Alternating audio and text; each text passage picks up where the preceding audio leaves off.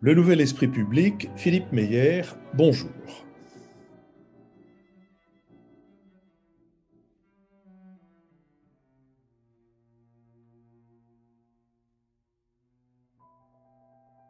Bonjour, merci de nous rejoindre pour ce nouveau Nouvel Esprit Public, au cours duquel nous allons tenter d'éclairer certains aspects de l'actualité avec David Jays, enseignant à Sciences Po et essayiste, avec Béatrice Gibelin, géographe, fondatrice de l'Institut français de géopolitique et directrice de la revue Hérodote, avec Lucille Schmitt de la revue Esprit et avec Lionel Zinsou, ancien Premier ministre du Bénin et président de la Fondation Terra Nova.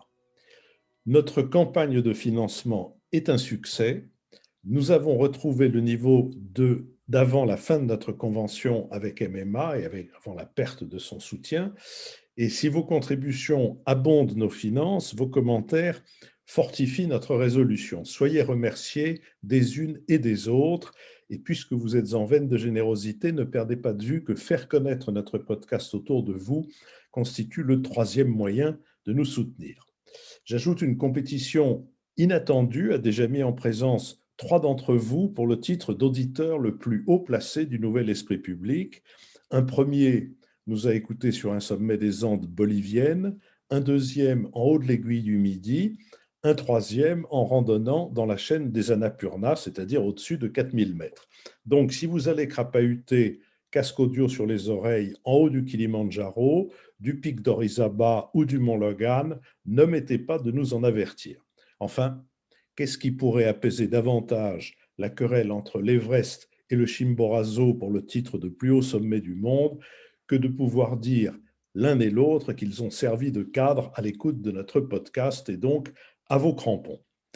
Nous sommes partenaires de l'hebdomadaire Le 1. Le dernier numéro a pour sujet la génétique et ses fantastiques et rapides progrès, et pour héroïne les 2 savantes françaises qui ont été récompensées par le prix Nobel de chimie, Emmanuelle Charpentier et Jennifer Doudna. La première est le sujet d'un portrait par Manon Polic, à qui la seconde accorde un entretien sur les espoirs, comme sur les craintes que peuvent susciter les désormais célèbres ciseaux moléculaires découverts par les 2 chercheuses françaises installées aux États-Unis.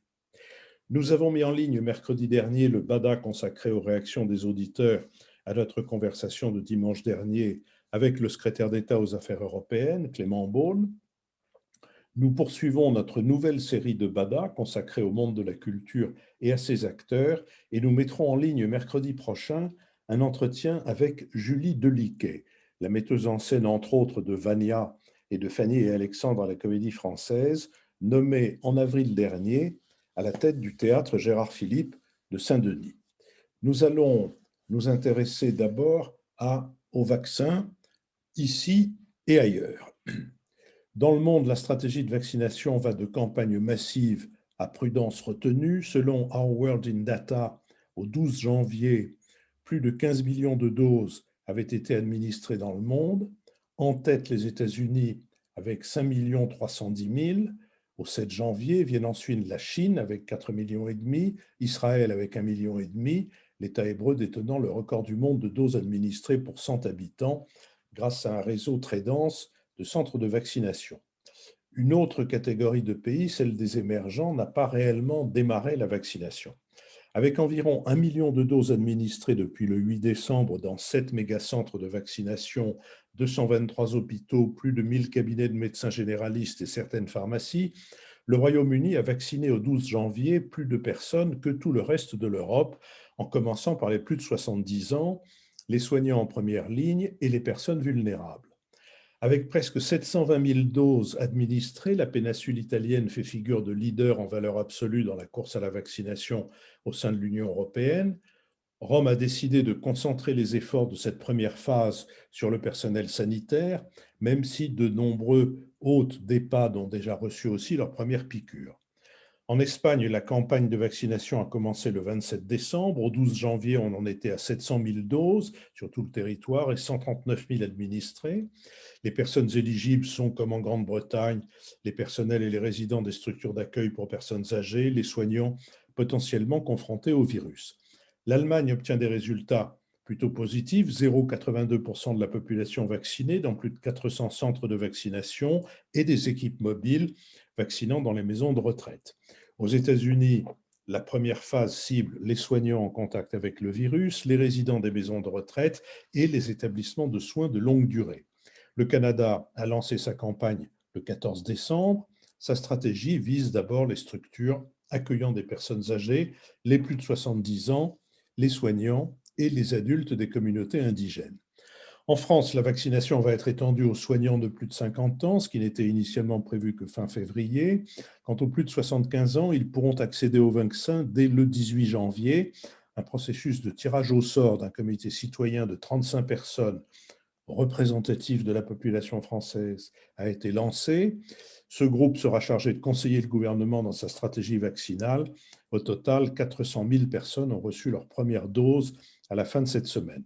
Après les personnes âgées, la vaccination sera proposée à tous les retraités de plus de 65 ans jusqu'au printemps, puis au reste de la population âgée de 16 ans et plus. L'objectif étant de vacciner 15 millions de personnes d'ici l'été. Toutefois, au 10 janvier, sur le million de doses de vaccins reçues par la France, seuls 10% ont été utilisés et 0,21% de sa population a été vaccinée. Sur cette question, Béatrice Gibelin. Oui, Philippe, après le tableau que vous venez de dresser, on se dit, mais bon sang, que fait la France? Que fait le gouvernement? Être aussi en retard par rapport à tous les autres pays européens, bien évidemment par rapport à la Chine et aux États-Unis, mais simplement regardons nos voisins. Comment se fait-il qu'on s'y soit pris aussi mal? Alors, dans le même temps, il faut regarder aussi la situation de ces différents pays. Il est évident qu'au Royaume-Uni, c'est la panique générale, où on a effectivement une flambée à cause de ce variant anglais qui est extrêmement préoccupante, puisque le maire de Londres a dit mais voilà, maintenant c'est hors de contrôle sur Londres, nos hôpitaux sont complètement débordés. Le NHS, c'est-à-dire le système national de santé, n'arrive plus à faire face, et on a beau essayer de confiner, pour l'instant, on n'arrive pas à enrayer.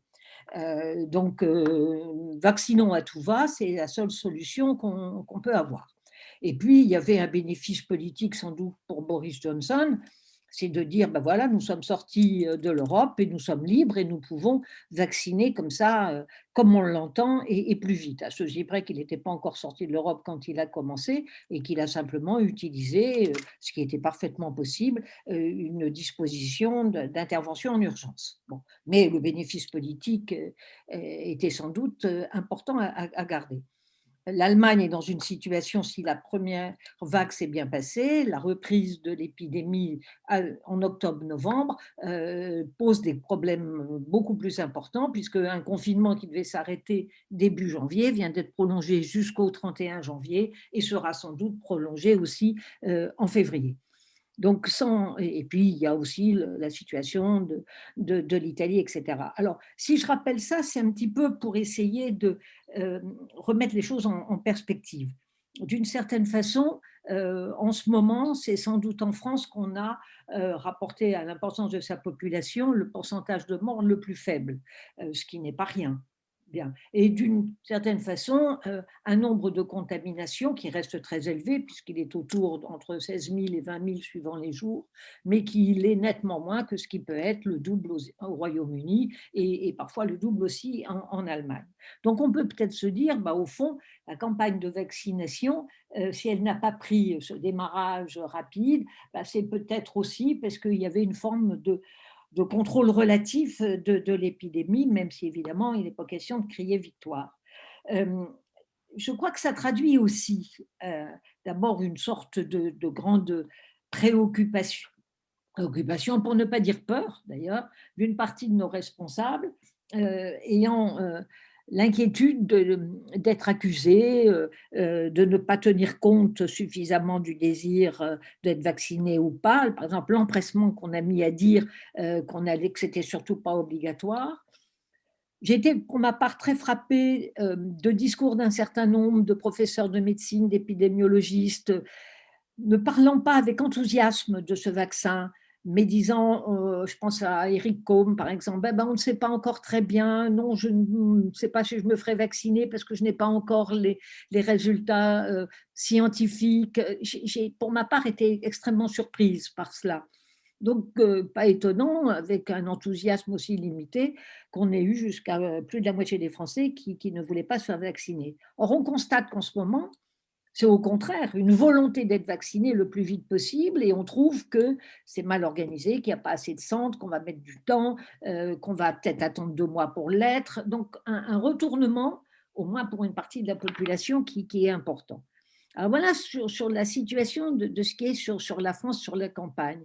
Mais je voudrais revenir aussi quand même sur cette pandémie qui est quand même une pandémie mondiale, avec visiblement de grandes erreurs qui ont été faites, je pense aux États-Unis, avec la sous-estimation de la gravité par Donald Trump et par une partie de son entourage, qui explique que oui, il vaccine beaucoup désormais et que c'est une très grande chance qu'on ait ce vaccin, c'est incontestable, mais que néanmoins la situation est extrêmement grave aux États-Unis. Et on est toujours avec un nombre de morts quotidiens et un nombre de contaminés qui reste extrêmement important. Et on se rend compte que ce n'est pas si facile que ça à recontrôler. Je pense à l'Allemagne qui a confiné, qui pensait que ce confinement allait faire chuter effectivement la contamination. Et puis, ça n'a pas été le cas. Et puis, je voudrais dire un mot sur la Chine. Parce que la Chine, dans cette pandémie, fait preuve, j'allais dire, tire son épingle du jeu de façon assez exceptionnelle. Elle a non seulement su penser, réaliser, créer ces vaccins, mais elle sait aussi les produire. Car en fait, on constate que ce n'est pas si évident que ça qu'il y ait autant de pays qui sachent à la fois les concevoir et à la fois les produire. La Chine sait faire les deux et elle utilise cette capacité comme un élément de sa diplomatie qui est, à mon sens, extrêmement important, tant en Asie du Sud-Est qu'en Afrique, qu'au Brésil. Elle les a utilisés un certain nombre de pays pour tester la dernière phase de son vaccin. C'était le cas de l'Indonésie, c'était le cas du Pakistan, c'était le cas au Brésil, par exemple.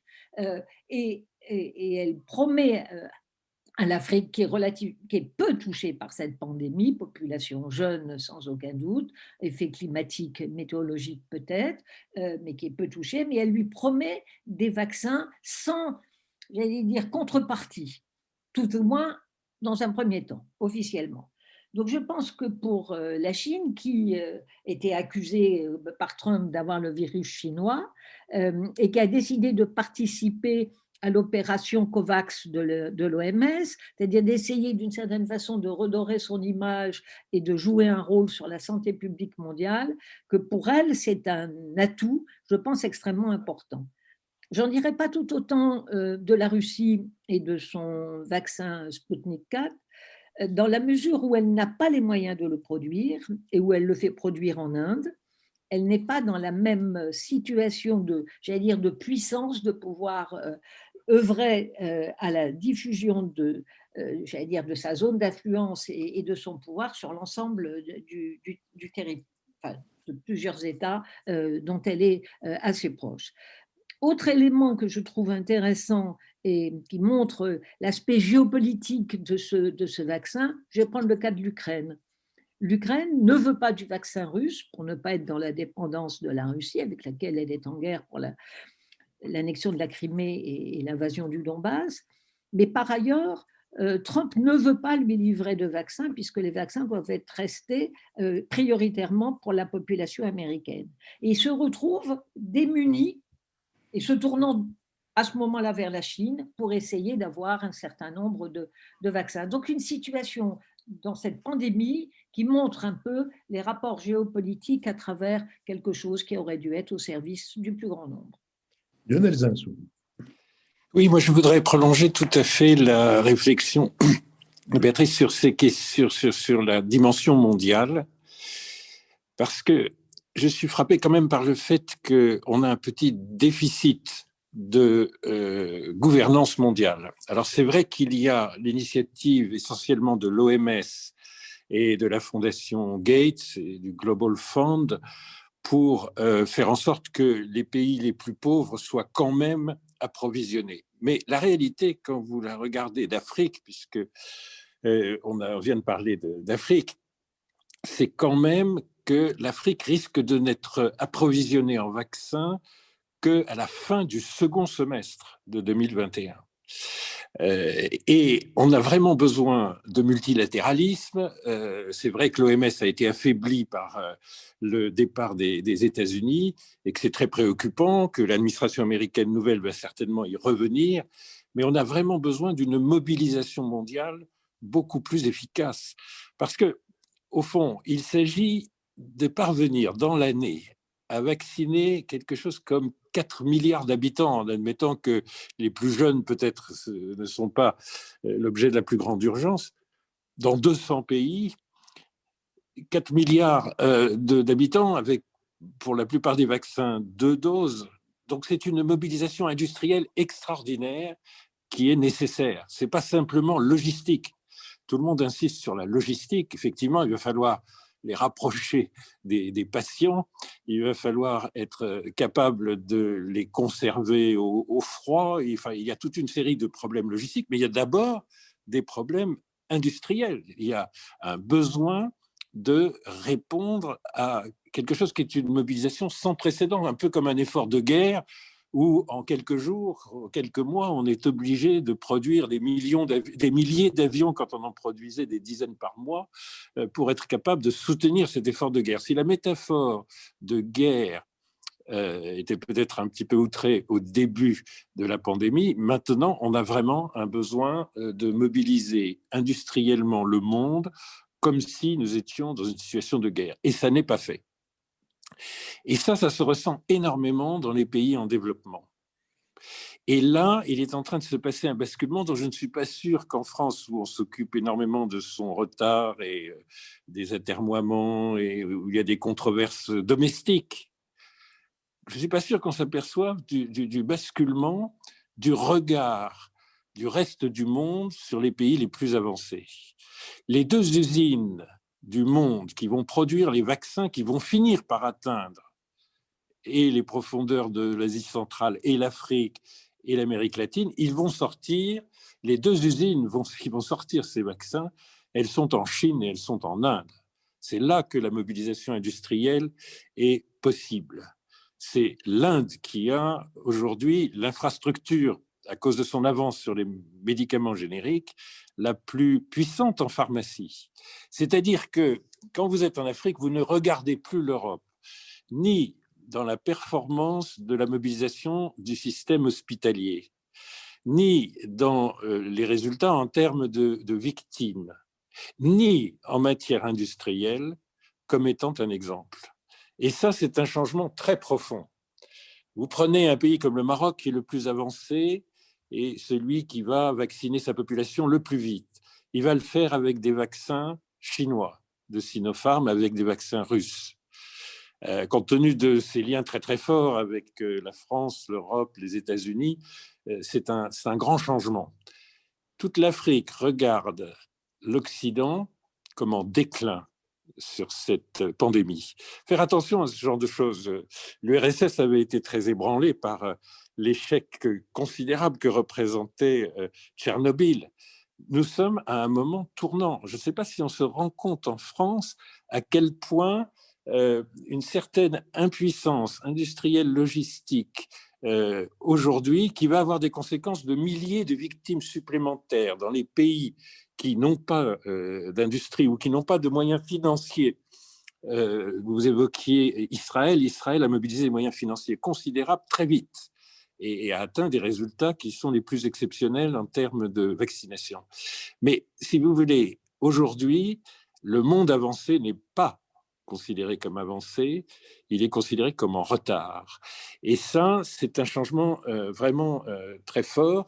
Et s'il n'y a pas plus de multilatéralisme, plus de responsabilités confiées aux grandes fondations et aux grandes organisations internationales, ça va laisser des traces vraiment très, très fortes. Et comme il se trouve que déjà dans la première pandémie, la réponse, par exemple, en termes d'appareils respiratoires et de masques, était venue de Chine essentiellement, on a vraiment l'impression que le vaccin, c'est au fond le passage à la limite de l'impuissance occidentale qu'on avait déjà connue sur la première grande défaillance qui portait et sur les masques et sur les tests de dépistage. Et moi, ce qui me frappe, c'est les aspects géopolitiques qu'on venait d'évoquer, parce que qu'est-ce qui va rester dans le monde d'après d'une certaine suprématie européenne telle que regardée par les pays en développement? Alors, les pays en développement et les pays émergents, il se trouve qu'ils font maintenant plus de la moitié du produit intérieur brut, enfin, du produit mondial brut dans l'économie, et il se trouve qu'ils sont l'immense majorité des 4 milliards, un peu plus de 4 milliards d'habitants qui ont une croissance supérieure et qui ont besoin de partenaires pour cette croissance. Ils auront de moins en moins de partenaires occidentaux parce que la confiance est rompue. Moi, j'appartiens au conseil d'une société qui est française et qui est publique d'ailleurs, puisqu'elle relève de la PHP, de l'assistance publique, et qui fait de l'ingénierie hospitalière et qui fait des recommandations de politique de santé publique dans le monde, en Amérique latine, en Afrique. Mais aujourd'hui, on nous dit, êtes-vous bien qualifié? Et clairement, on regarde ailleurs. Et ça, c'est un monde d'après qui a accéléré un déclin de l'Occident, et il faut bien considérer les conséquences qui vont être économiques et géopolitiques. Lucille Schmitt. Oui, merci beaucoup Philippe. Je vais me situer moi aussi dans la continuité de ce qu'ont dit Béatrice et Lionel, et peut-être contester relativement ce que vient de dire Lionel sur ce déclin qui serait le nôtre, déclin européen, déclin de l'Occident. Certainement, aux États-Unis, les choses se passent très mal, et c'était aussi lié au déni de Donald Trump, tandis que Joe Biden a fait quand même de cette question. On sait que si Joe Biden a gagné l'élection américaine, c'est d'une certaine manière à cause de la pandémie. Mais au niveau de l'Union européenne, je voulais quand même rappeler qu'en mars dernier, les choses allaient très mal du côté de l'Union européenne. Chaque État était en ordre dispersé. D'ailleurs, nous avions consacré une émission du Nouvel Esprit Public à ce sujet. Et que l'Europe s'est reprise. Alors là-dessus, d'ailleurs, la présidente Ursula von der Leyen, la présidente de la Commission, a joué un rôle très positif. Est-ce parce qu'elle partage avec Angela Merkel ses préoccupations de scientifique? Mais en tout cas, elle a joué un rôle très positif, notamment pour aider à une coordination des États, relancer les questions de recherche, et quand même dire que dans les vaccins, dans les premiers vaccins qui ont été élaborés, l'Occident, la recherche occidentale a joué un rôle important. Certes, il y a des vaccins chinois, un vaccin russe, mais on ne peut pas dire que le monde occidental soit complètement marginalisé. En revanche, sur la question de la production, ce que disait Lionel est très intéressant parce que ça rejoint tout ce débat qui a été relancé sur cette question de notre dépendance à l'égard de la Chine. Et c'est vrai qu'aujourd'hui, alors que au fond, la situation pandémique, ça a été rappelé par Béatrice, est une situation dont on ne connaît pas vraiment l'issue. C'est-à-dire que ce virus nous échappe, il a des variants, la contagion, la contamination recommence. Par rapport à tout ça, cette question de désindustrialisation européenne, cette question de reprendre la maîtrise de notre destin, ça rebat les cartes de la puissance. Je suis d'accord là-dessus avec Lionel, mais moi, je ne ferai pas ce pari extraordinairement pessimiste, et je pense qu'au contraire, la prise de conscience est là. La deuxième chose qui me semble importante à dire sur cette question de l'état de la vaccination dans le monde, c'est qu'on réalise une fois de plus à travers cet état réel ou pas de la vaccination que le lien entre l'histoire nationale et puis les réalités logistiques, puisque c'est un terme qui a pris beaucoup, qui est devenu extrêmement sexy, si je puis dire, ces derniers jours, lorsqu'il s'agit de définir le fait de passer à l'acte de vacciner et pas seulement d'en parler. On voit combien il y a un lien entre l'histoire, les traumatismes nationaux et puis la manière d'envisager cette vaccination. Évidemment, le premier exemple qui me vient à l'esprit, c'est la France. On sait que le gouvernement ne voulait pas prononcer le mot de vaccinodrome parce qu'il y avait le traumatisme de 2009 et l'idée des gymnases vides, ce qui est d'ailleurs une fausse image, c'est-à-dire qu'il y avait peut-être des gymnases qui n'étaient pas remplis, mais il y a eu beaucoup de vaccinations à ce moment-là. On sait aussi que l'inquiétude par rapport au procès, à la pénalisation, à la responsabilité pénale des élus est très présente, et ça a été rappelé par Béatrice parce qu'on a en tête l'affaire du sang contaminé, et donc un principe de précaution ultra actif à cause des traumatismes passés par rapport aux enjeux de santé publique.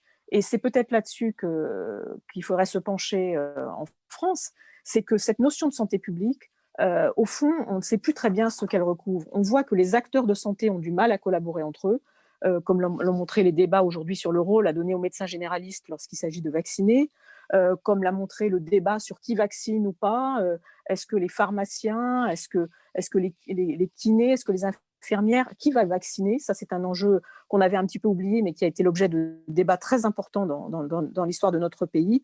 Et le pouvoir de vacciner est quelque chose qui agite encore l'ensemble du corps médical et paramédical. Donc, on voit qu'on est dans une situation où, comme depuis le début de la pandémie, la question des relations entre l'État et les collectivités locales est posée, la question des relations entre l'État et la société est posée, la question des rapports de pouvoir au sein du corps médical est posée.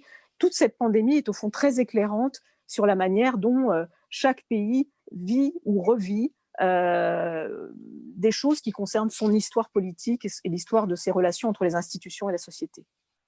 David Jays. Il y a eu 3 interventions un peu macro et géopolitiques. Moi, je voudrais peut-être m'attarder un peu plus sur la campagne vaccinale et sur le déploiement de cette vaccination, puisque seule l'action sauve face à la crise que nous connaissons. Et on a lu à la fin de l'année 2020 beaucoup de commentaires acerbes sur le démarrage poussif, c'est le moins qu'on puisse dire, sur la campagne de vaccination en France. Alors bon, comme toujours en France, on aime bien commenter les choses tout de suite, à chaud, sans forcément disposer d'un minimum de recul. Et je comprends néanmoins l'émotion qu'a suscité ce démarrage pour le moins poussif. Nous vivons depuis un an, quasiment un an, un véritable cauchemar sanitaire, économique, moral, psychologique, culturel, et que nous sommes toujours face à une maladie que nous comprenons et que nous connaissons mal. Je rappelle qu'il n'existe à ce stade aucun traitement probant contre le virus de la Covid, même si l'Institut Pasteur de Lille tient peut-être quelque chose d'intéressant. Par ailleurs, on voit que des variants inquiétants, démultipliés quant à leur contagiosité, font leur apparition. Et en creux, ce que ça souligne tout de même, c'est que la recherche-développement sur le vaccin a été un exploit. En 9 mois, on a développé 5 candidats vaccins probants, probablement plus, mais je prends les 5 qui ont été homologués dans différentes zones du monde. Pfizer, Moderna, AstraZeneca, Sputnik et puis Sinovac, donc le vaccin chinois de Sinopharm. Et il me semble qu'il faut saluer cette incroyable mobilisation industrielle et scientifique, qui d'ailleurs est le fruit d'une coopération transfrontalière qui n'implique pas forcément les États, mais des entreprises, des centres de recherche, des big pharma, des petits labos comme BioNTech, le labo allemand qui a épaulé Pfizer. On peut aussi regretter que Sanofi ait pris autant de retard. Sanofi, notre champion français, dans le développement de son propre vaccin, alors qu'on misait beaucoup d'espoir dessus, on ne l'aura vraisemblablement pas avant la fin de l'année. Alors, maintenant, essayons de nous inspirer un peu de ce qui marche en termes de campagne vaccinale. Et le modèle qui a été cité par vous, Philippe, c'est évidemment Israël, puisque Israël a vacciné à ce stade 1/4 de sa population en un délai record. Et si on devait s'exercer à faire un petit retour d'expérience, malgré le peu de temps qui nous sépare du démarrage de cette campagne, je dirais qu'Israël a surpassé tous les autres pays pour 3 raisons. 3 raisons dont nous serions bien avisés de nous inspirer. Premièrement, l'incroyable succès logistique, parce que ça a été un peu dit, la réussite d'une campagne vaccinale, ça ne repose pas sur des paramètres scientifiques ou techniques, encore moins technocratiques. Ça repose d'abord sur la logistique, c'est-à-dire la capacité à stocker dans des congélateurs à température adéquate, à transporter de manière agile les doses sur tout le territoire, à construire des dispensaires ou des vaccinodromes et à phaser en quelque sorte la campagne vaccinale par catégorie de population. Bon.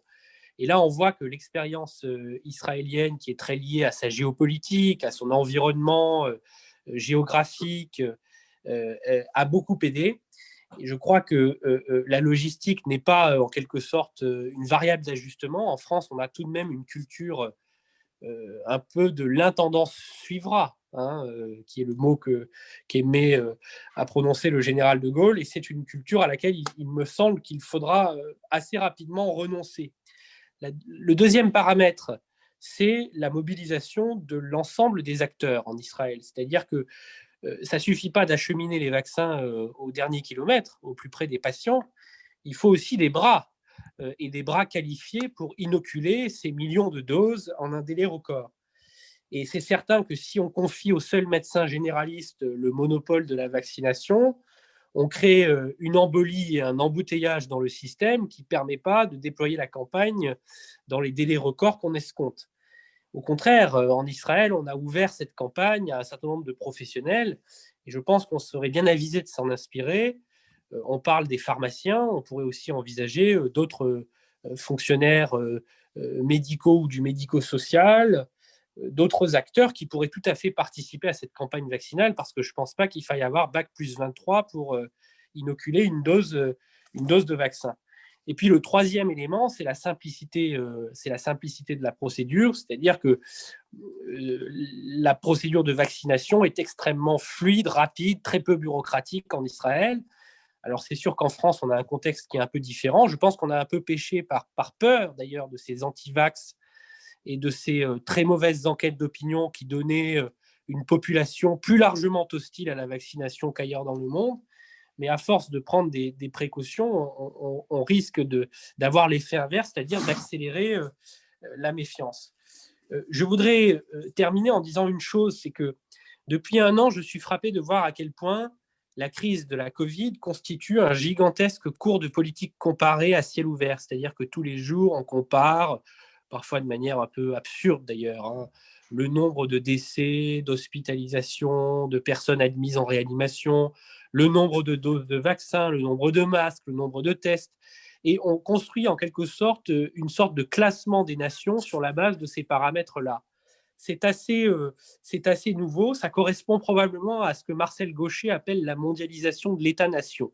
C'est-à-dire que l'État-nation, désormais, il est pris dans un réseau d'interdépendance et la qualité de l'action de l'État est jugée par comparaison avec l'action des autres États, a fortiori quand ce genre de crises, qui sont des crises totales, des crises mondes, frappent la totalité de la population mondiale en même temps. Et ce qui est intéressant, c'est de voir aussi que nous sommes dans un monde, je le disais à l'instant, d'État-nation et de souveraineté réaffirmée, mais la mesure, l'étalon de la souveraineté ne se fera plus à l'aune de la guerre et de la paix, comme c'était encore le cas naguère. Rappelez-vous, on mesurait la puissance des nations au nombre de têtes nucléaires qu'elles étaient capables d'aligner. Aujourd'hui, je crois que la variable clé, c'est la logistique, c'est-à-dire, au fond, la capacité à faire face à des chocs, à des crises de toute nature d'ailleurs. Ça peut être des crises sanitaires, mais aussi des crises financières, des crises climatiques, et Dieu sait si la dégradation de l'environnement va les multiplier dans les prochaines années. Et vous savez, Xi Jinping a tenu des discours assez intéressants en comité central ces dernières semaines. Il a dit, au fond, il y a deux types de nations dans cette crise Covid. Il y a celles qui ont passé l'examen et celles qui n'ont pas passé l'examen. Et quelles sont les nations qui ont passé l'examen ? Eh bien, ce sont celles qui ont réussi à déployer une organisation logistique appropriée et à agir de manière très réactive. Voilà quelques enseignements qui me semblent pouvoir être tirés à chaud de ce début de campagne vaccinale. Lionel Zinsou. Oui, je ne crois pas avoir fait un tableau pessimiste. J'ai juste dit, pour l'instant, on est en train de creuser les inégalités mondiales, parce que nous parlons d'Israël, nous citons tous Israël. Mais vous connaissez les chiffres de la Palestine ? Voilà des populations sur le même territoire.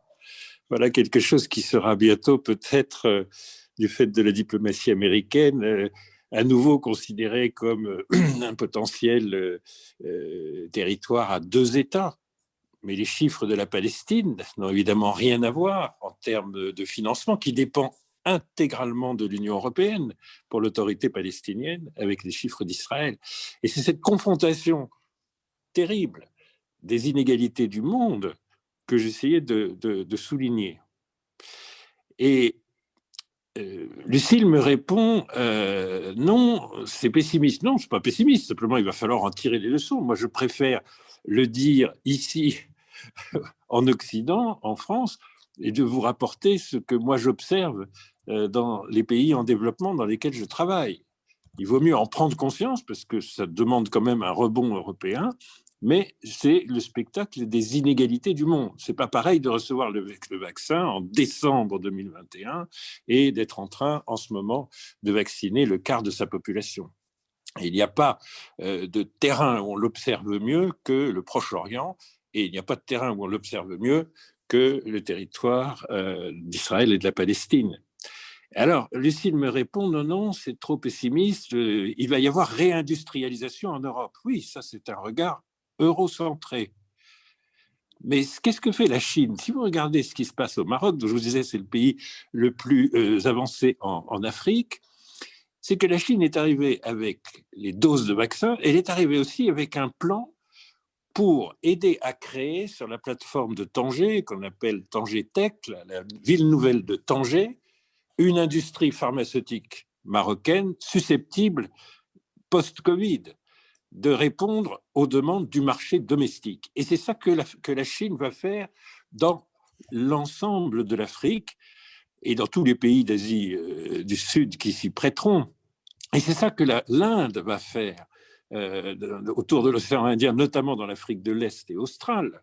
C'est venir en disant, bon, ben maintenant, on va en profiter pour que ça ne soit plus jamais cela et qu'il y ait une véritable industrialisation dans un domaine absolument clé et qui, en fait, concerne tous les métiers de santé publique, mais notamment la pharmacie.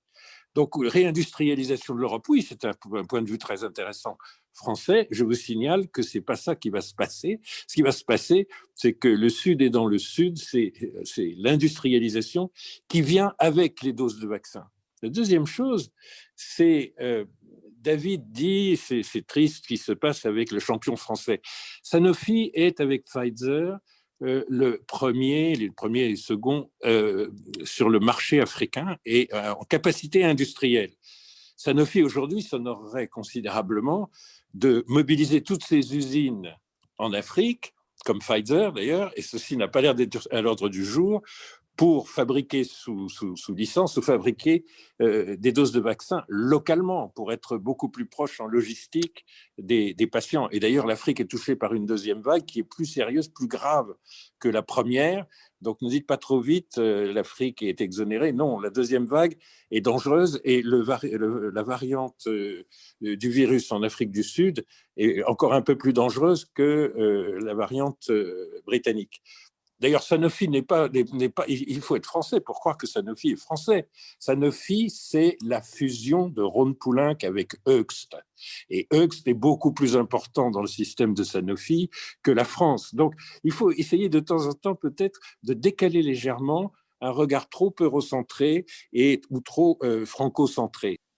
Lucile Schmitt. Oui, moi je comprends très bien ce que dit Lionel. Moi, ce qui me préoccupe, c'est la façon dont, il y a quelques mois, nous parlions sans cesse du monde d'après, en disant qu'il fallait revoir notre relation à la Chine, qu'il fallait revoir la façon dont nous concevions la place de l'industrie dans notre économie, etc.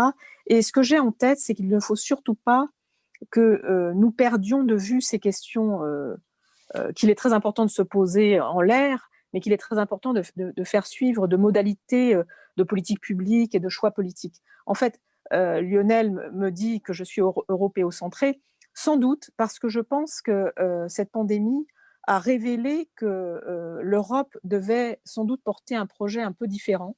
Et dans ce projet, et même très différent, et dans ce projet, il m'a semblé qu'elle avait plutôt bien réagi sur ces questions de recherche et de santé. Et par rapport à ce que vous venez de dire, Lionel, il me semble qu'il y a quelque chose d'essentiel, c'est-à-dire qu'il faut savoir, vous l'avez rappelé, faire preuve de solidarité et savoir regarder du côté de l'Afrique pour justement pouvoir apporter, je ne sais pas si c'est en termes de pouvoir d'influence ou de relations de puissance, mais en tout cas apporter des choses qu'aujourd'hui certains pays vont chercher, que ce soit le Maroc, l'Algérie, du côté de la Chine, de la Russie, par exemple. Moi, ça m'a marqué que l'Algérie, dans laquelle j'ai vécu plusieurs années, ait été chercher un vaccin russe, ce qui ne m'a pas trop étonné, parce qu'il y a des liens forts dans l'histoire entre l'Algérie et la Russie. Mais j'ai trouvé ça aussi significatif, effectivement, d'une certaine... on peut se demander où est notre pouvoir d'influence et comment est-ce qu'on réfléchit à la façon dont cette stratégie vaccinale dit ou ne dit pas quelque chose, et aussi, ça a été rappelé, sur les éléments de puissance économique et géopolitique. Béatrice Gibla. Oui, je voulais simplement dire quand même que l'Union européenne a beaucoup fait et beaucoup appuyé pour que le COVAX, qui est pris en charge par l'OMS, soit efficace et permettre aux pays en développement d'avoir accès à un tarif tout à fait acceptable au vaccin pour une grande partie des populations des pays en voie de développement. Je vous remercie. Je vous propose que nous nous intéressions à l'Allemagne maintenant. Qu'elle s'en va, l'Allemagne sans Merkel. Alors qu'elle était contestée au sein de l'Union chrétienne-démocrate, la chancelière allemande a décidé il y a 2 ans de renoncer à être de nouveau candidate et de ne pas se représenter donc en 2021. Un règne de 16 ans s'achèvera le 26 septembre prochain lors de l'élection de son successeur à la tête du pays. Un temps adoubée dauphine, Annegret Kramp-Karrenbauer a démissionné le 10 février dernier, laissant derrière elle un poste vacant qui n'a toujours pas été pourvu pour cause de pandémie. Après avoir été incarnée pendant 20 ans par une protestante sans enfant ayant grandi en Allemagne de l'Est, la CDU pourrait élire à sa tête un père de famille catholique originaire de Rhénanie du Nord-Westphalie, ce qui est le cas des 3 candidats en lice, Armin Laschet, Friedrich Merz et Norbert Röttgen. Les sondages donnent la droite vainqueur avec environ 36% des voix, soit 10 points de plus qu'il y a 1 an. Sous la direction de la chancelière, après l'accident nucléaire de Fukushima en 2011, l'Allemagne est sortie du nucléaire, mais pas du charbon. En 2015, Angela Merkel a ouvert les frontières à près d'1 million de migrants syriens et afghans en prononçant sa célèbre phrase « Wir schaffen das », nous réussirons. Les faits lui ont donné en partie raison, notamment grâce à une forte mobilisation de la société civile, des municipalités et des églises. Près de 400 000 de ces réfugiés ont trouvé un emploi dans une Allemagne en quête de main-d'œuvre. Cependant, après de violents incidents et la montée d'un courant hostile, la chancelière est revenue à une politique plus restrictive de l'asile et certaines routes des Balkans ont été fermées. Sur le front européen, Angela Merkel a également opéré un tournant. Au cours des 6 mois de sa présidence européenne qui s'est achevée le 31 décembre, elle a accepté la mutualisation d'une partie des dettes nationales nées de la pandémie via la création d'un fonds de relance de 750 milliards d'euros. Elle a adopté le cadre financier pluriannuel 2021-2027 de 1 090 milliards d'euros. Elle a revu à la hausse les objectifs climatiques. Elle a permis d'assujettir le versement des subventions européennes au respect de l'état de droit, en dépit de l'opposition de la Pologne et de la Hongrie. Elle a accompagné la conclusion du Brexit et elle a signé un accord d'investissement entre l'Union européenne et la Chine. Toutefois, dans un pays qui a fait de sa devise du zéro dette, 63% des Allemands se déclarent inquiets de savoir qui va payer les centaines de milliards d'euros du plan de relance. Dernier combat d'Angela Merkel pour 2021, protéger son peuple du virus. En octobre, alors que la deuxième vague de la Covid-19 déferlait sur le pays et provoquait la mise en place d'un confinement partiel, 85% des Allemands considéraient qu'elle était une bonne gestionnaire de la crise sanitaire. Sur cette question, Lionel Zinsou. Oui, Philippe, vous venez de tracer un peu un bilan d'Angela Merkel. Il faut reconnaître qu'il est remarquable. J'y ajouterais quand même dans le domaine économique deux choses très importantes. On est sorti de la crise 2008-2009 en Allemagne par le plein emploi. Ce qui est incroyable, c'est qu'il n'y a pas eu de bouffée de chômage très significative. Avant cette crise, l'Allemagne avait 8% de chômeurs, elle est montée à 10%, mais elle est allée en ligne droite de 2009 à 2019 à 3% de chômage, c'est-à-dire à la réalisation du plein emploi, ce qui n'est pas arrivé aux autres pays européens. Et le deuxième élément de bilan économique assez impressionnant, c'est que vraiment, elle aura été la chancelière des excédents. certainement pas celle des excès, puisqu'elle a une posture toujours extrêmement modeste, mais des excédents budgétaires, excédents de tous les régimes sociaux, de santé, de retraite, excédents commerciaux, dont on ne remarque pas toujours que ce sont les plus élevés de l'histoire mondiale. C'est-à-dire que la Chine avait atteint des niveaux d'excédent quelques années auparavant, au début des années 2000, qui avaient étonné le monde. Il se trouve qu'ils ont été pulvérisés par l'Allemagne entre 2010 et entre 2020. Donc, c'est une personne absolument exceptionnelle sur le plan de l'économie allemande. Donc, je voulais juste ajouter ça au bilan. Philippe, tout à l'heure, vous commenciez en évoquant le Napurna, les Andes, etc. Moi, j'ai regardé les sondages de popularité d'Angela Merkel depuis 16 ans. Et alors là, pour le coup, c'est vraiment les cimes. Aujourd'hui, elle est à peu près à 80% de popularité. Elle a atteint 88% de popularité. Et au pire de la crise de 2009, elle n'est jamais descendue en dessous de 52% de popularité. Je veux dire, naviguer entre 52% et 88%, en France, évidemment, c'est absolument inconcevable, puisque dans le même temps, j'ai regardé les sondages français, les présidents français ont évolué entre 14% et 60%. Donc, elle a quelque chose qui est quand même phénoménal en Europe.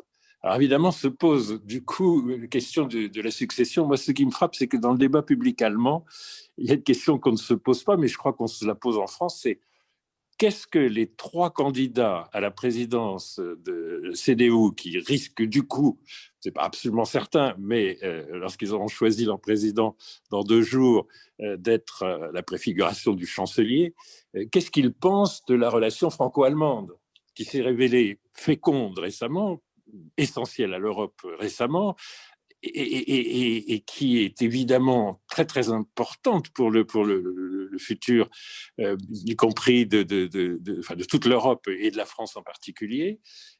Donc je crois qu'on est un tout petit peu inquiet de la succession. Ça n'a pas l'air du tout d'obséder le débat public allemand.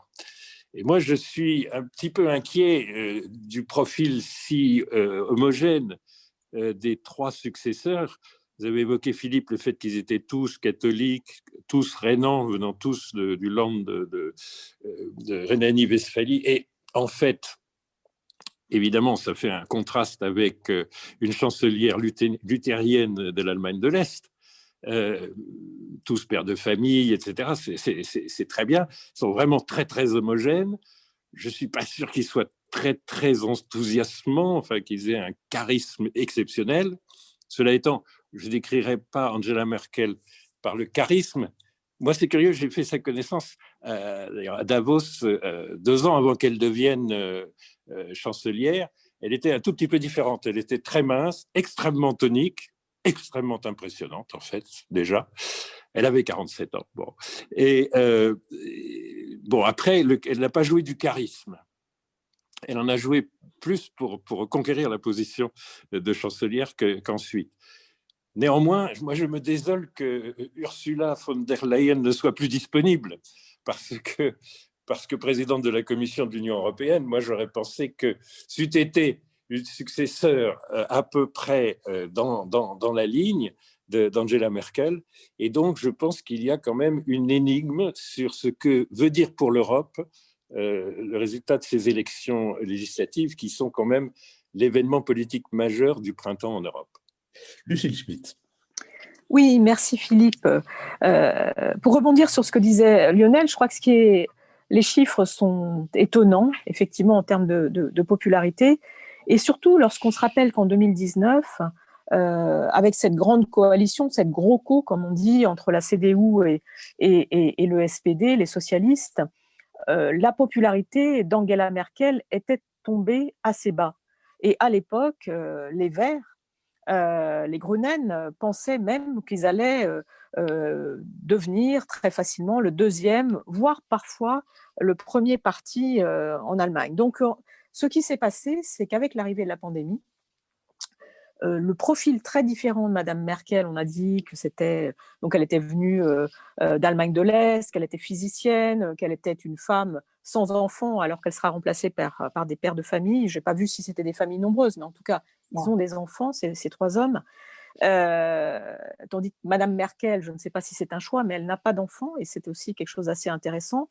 Et c'est une scientifique. Et au fond, elle a pris pleinement en 2020, à la fois, elle a repris sa place de Mutti, de maman auprès des Allemands, en leur donnant des conseils extrêmement précis et sans aucune emphase, sans grand discours sur la guerre, comme l'a fait Emmanuel Macron, des discours quasiment de médecins de famille. Et c'est à partir de ces discours très concrets et de cette manière de prendre les choses au sérieux qu'elle a réussi à retrouver sa popularité par rapport aux Allemands et quelque part à écraser les oppositions, y compris au sein de son parti. Donc ça, c'est un premier point important. Je voulais d'ailleurs rappeler que dès 2015, contrairement aux Américains, contrairement à Donald Trump, par exemple, Angela Merkel, qui a toujours cru en une couverture maladie universelle, qui l'a défendue dans les instances internationales, avait pris position à Genève sur le fait qu'il fallait renforcer l'OMS et donner plus de moyens financiers à cette institution internationale. Donc c'est aussi quelqu'un qui a toujours cru que les questions de santé, les questions sanitaires étaient essentielles au niveau international, pas seulement en Allemagne. La deuxième chose qui me semble importante, c'est la façon dont Lionel disait, au fond, elle n'a pas préparé sa succession. Ça, c'est quand même quelque chose d'incroyable. C'est-à-dire qu'on a l'impression, il y avait eu une biographie d'Angela Merkel qui avait été écrite par une journaliste dont j'oublie le nom, une journaliste française, qui l'avait qualifiée d'ovni politique. Et moi, je pense qu'il y a un vrai sujet sur le fait qu'Angela Merkel est restée un ovni politique au sein de son propre parti. C'est-à-dire que si d'abord ces trois successeurs potentiels, tous lui en veulent à un titre ou à un autre, elle leur a fait des croche-pattes, elle a viré l'un de la commission, de la tête du parti au Bundestag, elle a viré l'autre lorsqu'il était ministre de l'Environnement. Et le troisième, qui est censé être le plus proche d'elle, a choisi quand même de s'associer avec le pire ennemi d'Angela Merkel, son ministre de la Santé, pour montrer qu'il n'était pas merkelien. Donc il y a quelque chose autour de cette manière dont ces trois successeurs potentiels mettent en scène leur distance par rapport à Angela Merkel qui est assez étonnante. Donc un ovni, et quelqu'un qui, par ailleurs, a mis aussi beaucoup de temps à trouver les moyens de marquer symboliquement. Alors, il y avait eu, comme vous l'avez rappelé Philippe, la question de la migration, c'est-à-dire qu'en 2015, choisir d'accueillir 1 million de migrants afghans et syriens en Allemagne, on sait que ça a été un tremblement de terre au niveau européen, et certains vont même jusqu'à dire que c'est à partir de là que les peurs se sont levées au Royaume-Uni et que le Brexit a été rendu possible. C'est quand même un peu exagéré, mais ça montre bien que ce n'était pas seulement une décision nationale. Donc à partir de là, ça c'est une décision très forte. Mais sur le plan européen, c'est vraiment cette présidence qu'elle vient d'assumer pendant 6 mois du Conseil européen qui lui a permis de marquer enfin l'Union européenne en reniant tous les préceptes budgétaires et économiques qui avaient été les siens au moment de la crise grecque. C'est quand même quelque chose d'intéressant, c'est-à-dire que c'est un ovni politique, mais c'est aussi un caméléon politique, Angela Merkel. Et ça, c'est quelque chose qu'il faut rappeler. Elle sait saisir les opportunités, mais ce n'est pas pour autant qu'elle a préparé sa succession. Et du coup, on va rester dans une situation où les perspectives politiques en Allemagne peuvent très vite évoluer, même si aujourd'hui la CDU est pour les élections de l'année prochaine créditée d'un score assez fort, mais qui est lié encore une fois à l'aura d'Angela Merkel. Le livre auquel vous faisiez allusion, Lucille, c'est le livre de Marion Varantergem qui s'appelle Angela Merkel, un ovni politique aux éditions des Arènes. David James. Oui, Angela Merkel quittera la chancellerie après 4 mandats et avec une popularité inoxydable. Obama d'ailleurs le dit dans ses mémoires, Angela Merkel est sans doute la dirigeante étrangère qu'il admirait le plus et en tout cas celle qui lui a fait la plus forte impression. Alors maintenant, si on regarde son bilan avec une certaine froideur, je la qualifierais davantage d'équilibriste que de réformiste, contrairement à son prédécesseur Gerhard Schröder. Elle a hérité au début des années 2000 d'une Allemagne en excellente santé économique, au fait de sa puissance, alors que l'Allemagne de l'après-réunification, c'était, rappelez-vous, ce qu'on écrivait dans la presse, l'homme malade de l'Europe. Au début des années 2000, la conjoncture s'est retournée, l'Allemagne est au fait de sa puissance économique, industrielle, et au fond, toute l'action de Merkel aura consisté à gérer cette puissance de manière prudente, de manière prudentielle même, selon une expression que je n'aime pas, en bonne mère de famille ou en bon père de famille. Alors, elle a eu des gestes immensément courageux. Je pense à l'accueil des réfugiés syriens dont on parlait et à son courage sur les libertés publiques, dont elle a encore fait la démonstration il y a quelques jours en critiquant la décision de Twitter, qui est une firme privée, de suspendre le compte du président Trump, même si le président Trump a beaucoup abîmé la démocratie et l'espace public. Je crois qu'elle a parfaitement raison. Ce n'est pas à une firme privée de décider des contours de l'espace public. Il y a eu aussi, à côté de ces gestes immensément courageux, quelques erreurs de parcours et quelques tâches qu'il faut aussi souligner. Lors de la crise financière devenue crise des dettes souveraines, l'Allemagne, qui était, comme je le disais, au fait de sa puissance en Europe, a préféré coller au dogme, au fond, qu'elle s'est auto-imposé, quitte à créer des cassures et à faire souffrir des populations entières. On se souviendra tout de même de l'intransigeance macroéconomiquement absurde de Wolfgang Schäuble vis-à-vis de la Grèce et dans une moindre mesure de l'Espagne et du Portugal au plus fort de la crise des dettes. Et ça restera quand même. Ça restera comme une tâche indélébile. D'autant plus qu'il y a aujourd'hui consensus dans la macroéconomie un peu sérieuse sur le fait que l'intransigeance austéritaire de l'Allemagne s'est avérée contre-productive et a accéléré la divergence productive entre les pays du Nord et du Sud. L'Allemagne a, et je voudrais terminer sur ça, des défis considérables. Et ça, ce sont les défis, au fond, auxquels fera face l'héritier, puisque on sait maintenant que ce sera un homme si le chancelier élu est issu de la CDU-CSU.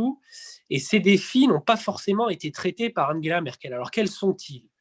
D'abord, confrontée à une démographie beaucoup moins dynamique que la nôtre et à une population logiquement vieillissante, l'Allemagne devra, si elle veut continuer en quelque sorte à satisfaire son marché du travail, faire venir une immigration croissante, ce qui ne manquera pas de poser des problèmes d'acceptabilité, puisque vous le voyez, un peu partout en Occident, le multiculturalisme est entré en crise et qu'il y a des partis nationaux populistes qui sont de plus en plus forts sur la scène politique. Le prix du logement et de l'immobilier, qui était relativement faible en Allemagne, explose également dans les grandes villes, et c'est un sujet que le successeur d'Angela Merkel aura à traiter.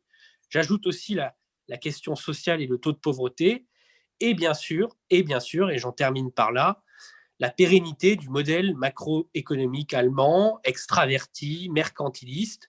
Il y a eu des chocs conjoncturels, je pense au protectionnisme de Donald Trump, je pense à la fragilisation de la Chine pendant la crise Covid. De manière plus structurelle, l'Allemagne exporte des machines-outils et des automobiles. Or, aujourd'hui, les Chinois savent faire des machines-outils et la transition écologique fait peser des menaces sur le type de véhicule que produit l'Allemagne, même si on voit qu'il y a une conversion assez forte de la filière aux nouvelles attentes. Donc, on va voir si l'Allemagne est capable d'adapter son modèle économique, et on ne peut que le souhaiter. Elle a commencé à le faire avec l'accord franco-allemand sur la mutualisation des dettes. On ne peut que le souhaiter, puisque cela permettrait de dessiner une plus forte convergence entre la France et l'Allemagne autour de l'augmentation des salaires, autour de la préparation de la prochaine révolution industrielle qui touchera sur l'économie de la vie et l'économie de l'humain, autour de la transition écologique. On voit que la France et l'Allemagne ont des défis convergents, et c'est une tâche immense, au fond, qui attend le successeur ou la successeuse d'Angela Merkel, qui devra être non pas un équilibriste, mais un réformiste. Merci Gilles. Oui, mais je vais poursuivre un peu la réflexion de David, parce qu'effectivement, bon, on peut célébrer la brillante chancelière pendant 16 ans, c'est effectivement pas rien. Et il faudra voir quand même aussi comment se passe la fin de la pandémie, de l'épidémie du coronavirus chez eux, parce que la situation en ce moment est une situation difficile. Et la prolongation du confinement peut aussi peut-être laisser quelques traces. Bien. Revenons quand même à ce qui est un grands atouts, c'est qu'ils ont réussi la réunification. elle a quand même, bon, ça fait 30 ans de réunification, avec 16 ans avec Angela Merkel au pouvoir. Il y a encore effectivement des différences de salaire, des différences de revenus, mais ils se sont considérablement atténués sur ces 16 dernières années. Et la situation, on va dire, des infrastructures des Länder de l'ex-RDA s'est considérablement améliorée et les choses se sont, je veux dire, les paysages, y compris les paysages urbains aussi, beaucoup se sont mis à se ressembler. Donc je pense que cette unité de l'Allemagne réalisée est un très très grand atout. Dans les difficultés évoquées, il va y avoir quel que soit le chancelier parmi ces trois, peut-être que ce sera un quatrième d'ailleurs, ce sera peut-être le leader de la CSU, Markus Söder, qui sera peut-être le futur chancelier. Mais quel que soit un de ces quatre, ils seront, je crois, confrontés à l'approfondissement de l'Europe. Si Merkel a bougé sur un certain nombre de grands principes sur l'Europe, c'est la pandémie qui l'a poussé à le faire, à propos de la mutualisation des dettes par exemple, mais quid dans la suite d'approfondissement de l'Europe sur le thème de la défense? Est-ce qu'on va avoir une Allemagne qui va vouloir une Europe plus autonome, moins atlantiste? Est-ce que l'arrivée de Biden au pouvoir va faire qu'au fond, les Allemands vont se redire, bon ben voilà, on garde notre parapluie américain et ça va comme ça, ce qui posera, à mon sens, de grandes questions. Est-ce qu'ils seront prêts à avoir une politique étrangère commune? Rien n'est moins sûr. Donc, cette embellie européenne qu'on a vue sur cette dernière année, et grâce aussi à la politique de Trump très hostile, est-ce que vraiment elle va se confirmer? C'est un enjeu qui me semble tout à fait essentiel. Autre question, alors là, elle est plus sur la politique interne. Comment les choses vont-elles se passer pour l'AfD, c'est-à-dire pour le parti d'extrême droite? Car l'AfD a été créée, il faut toujours le rappeler, par des professeurs d'économie universitaire conservateurs. C'est pour ça que ça s'appelle l'autre alternative démocratique, puisque Mme Merkel avait dit il n'y a pas d'autre politique que celle qu'on a décidée. Et donc, je n'en changerai pas. Et ces économistes ont créé l'AfD pour montrer qu'il y avait une autre alternative économique qui était carrément la sortie de l'euro à ce moment-là. Et puis l'AfD a dérivé vers un parti populiste d'extrême droite. Comment les choses vont se passer? Il est très présent en Europe, en Allemagne, dans les Länder de l'Est, mais il est aussi présent à l'Ouest. On lui dit 10% à peu près, peut-être, d'intention de vote. Est-ce que ça risque d'être plus? Comment ça peut jouer dans des alliances, on va dire, populistes ou d'extrême droite européennes? C'est une question qui peut être importante. Dernier point encore, est-ce que la CDU va rester vers une orientation, on va dire, très centriste, voire on a même dit de centre-gauche à cause d'Angela Merkel, pour retourner vers un conservatisme social, politique, qui pourrait peut-être, dit-on, couper l'herbe sous le pied à l'AfD. On peut aussi avoir une CDU très conservatrice et une AfD qui continue à se maintenir. Donc, beaucoup d'incertitudes, et là je rejoindrai David, sur le devenir des relations et de ce fameux couple, on ne parle de couple que du côté français d'ailleurs, franco-allemand, mais aussi pour le devenir de l'Europe. Le savoir-faire d'Angela Merkel dans la négociation, ce qu'elle a montré d'ailleurs pour pouvoir faire voter non seulement le budget, mais aussi le plan de relance, en levant les oppositions des Polonais et des Hongrois. Tout le monde reconnaît qu'elle a une grande qualité de négociation et sachant jouer à la fois de la pression, de la discussion un par un. Est-ce qu'on aura un chancelier qui va lui succéder, qui aura ce même savoir-faire? Rien n'est moins sûr. Dernier point, que se passera-t-il avec la Turquie? Et je crois que c'est une des interrogations importantes pour pour le devenir de l'Europe, pour le rapport de l'Allemagne à la Turquie. Angela Merkel a su, j'allais dire, naviguer avec Erdogan, avec l'aide des milliards de l'Europe, mais ça, c'est une interrogation qui reste entière. Merci, l'heure a sonné de notre dernière séquence, la séquence des brèves. Je l'inaugurerai en rendant hommage à Marielle de Sarnez, plutôt en braquant le projecteur sur les hommages qui lui ont été rendus après sa mort récente. Ils vont de l'extrême droite à l'extrême gauche, de Marine Le Pen à Jean-Luc Mélenchon. Et pourquoi? Parce que, comme présidente de la Commission des Affaires européennes, elle a eu à cœur de faire en sorte que le Parlement joue son rôle et que la démocratie soit respectée. Et tous ceux, et si vous avez l'occasion de lire ou de relire les hommages qui lui ont été rendus, notamment ceux qui pourraient paraître les plus inattendus, vous verrez à quel point cette volonté, cette capacité de travail, cette énergie exceptionnelle qui était la sienne, sont allés dans le sens de ce respect, d'un respect actif du Parlement, proactif devrait-on dire maintenant, et d'un respect non moins proactif de la démocratie. Lionel Zinsou.